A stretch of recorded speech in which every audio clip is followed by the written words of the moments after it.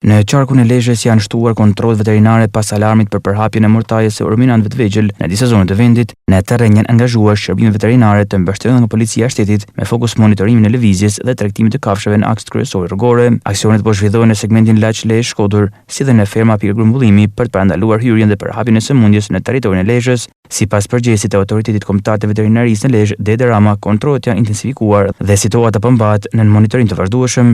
Kuadër të situatës krijuar nga shfaqja e sëmundjes PPRS, strukturat tona veterinare të qarkut Lezhë janë mobilizuar dhe po marrin masa shtesë në zbatim të urrave për parandalimin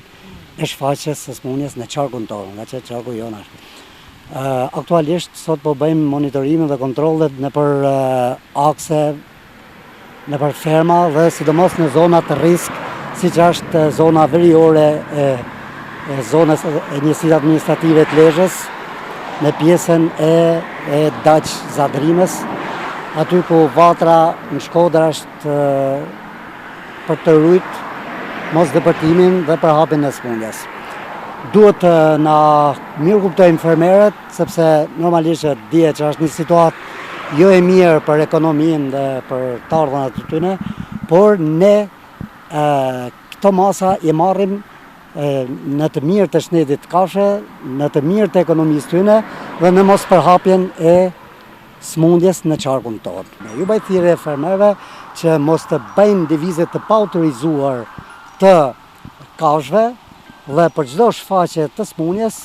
do thënë të raportojnë ke shërbimi veterinar. Dhe ajo që është më e rëndësishmja, meqense